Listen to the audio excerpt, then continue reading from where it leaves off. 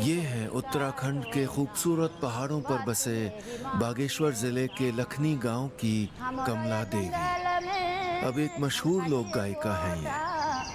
ओ हो हो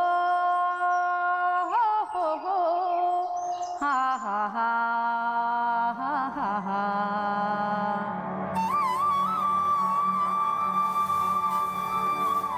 हमारे पहाड़ी जो परंपरा है, जो हमारे बुजुर्गों की धरोहर है, उसको मैं गाती हूँ। मेरा वही बचपना पुराना रहा। न्योली, छपेली, भगनौल, हुड़किया बोल, राजुला मालशाही, जागर, झोड़ा चाचरी, तो इन चीजों का ही मुझे बहुत शौक था। मैं इन्हीं को गाती हूँ। यहाँ तक पहुँचने का रास्ता आसान नहीं था। पढ़ाई ना के बराबर की, बकरी चराती रहती, खेतों में काम करती, घर में काम करती, लेकिन साथ में गुनगुनाती रहती। अपने पिता से गीत सीखती।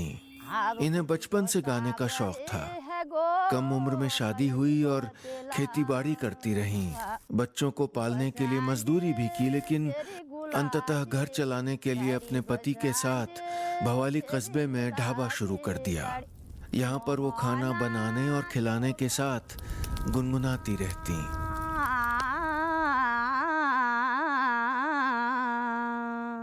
कई साल पहले एक दिन उनके ढाबे पर लोक गायक शिरोमणि पंत खाना खाने पहुंचे। वहीं पर कमला देवी एक लोकगीत गुनगुना रही थीं। उनके गीत को सुनकर शिरोमणि पंत जी से रहा नहीं गया। उनके पास गए और बोले, आप इतना अच्छा गाती हैं, आप यहाँ क्या कर रही हैं? कमला देवी को अपने गुरु मिल गए थे।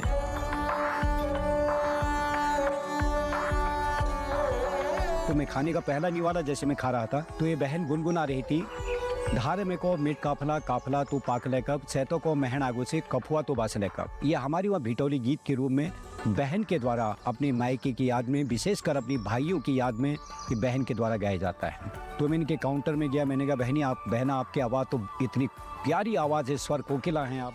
धार में को मिट काफला। अपने आसपास अगर किसी लोक कलाकार को देखें तो जीवन में चाहे वो जितना भी छोटा काम कर रहे हों, उनको बढ़ावा दें, सहयोग दें, समर्थन दें। क्या पता उनकी कला कितनी दूर चली जाए, क्योंकि आज भी भारत के लाखों लाखों लोक कलाकार इसी प्रतीक्षा में हैं कि उनकी कला दुनिया तक पहुंचेगी गांव से।